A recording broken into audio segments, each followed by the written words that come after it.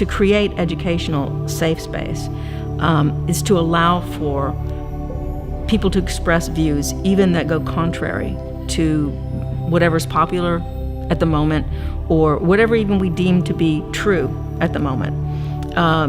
It doesn't mean that they're correct. It just means that they need to be heard. In the same way we talked about before, somebody could have mitigating circumstances for the way they behave because they may have been taught all the wrong things to do. The person raised on a compound to be racist and all of those kinds of things, right, that we gave an example of, they may have been programmed in a way, to do all the wrong things. Are they a bad person? John Stuart Mill, when he talks about the importance of, free expression, it talks about it in relation to the fact that human beings are limited in being able to have access to the whole truth. And so given that we're limited means that there's always a possibility that we're wrong. One of the ways I define philosophy is to say that philosophy is being in the habit of being willing to entertain the possibility that you are wrong. It doesn't mean you are, but you have to at least be willing to entertain that possibility.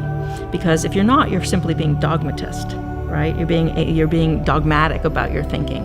The problem with students, in an undergraduate program at their traditional age is they're black and white thinkers still.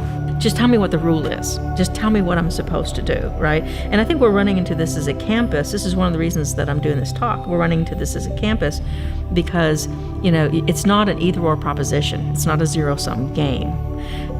It's not, there's shades of gray, so it's just a matter of subjective opinion. And it's also not a matter that there's some absolute truth or some silver bullet that once you know this, then you have the answer, right? But human beings have a tendency, and I think especially in this culture, we have a tendency to want this quick fix. And you can't have that. That's not the way that reality works. Or if you have it at some cost to someone else or some cost to yourself.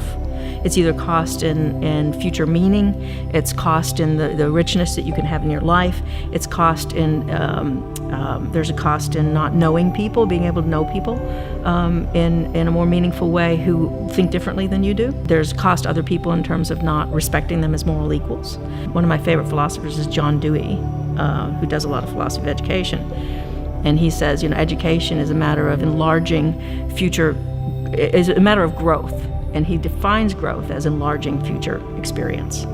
And that's kind of what I see myself doing when I teach those kinds of classes. It's like I'm introducing you to the way you can think about the world from some of the best minds in history, and they're from different cultures, they're from different, eras.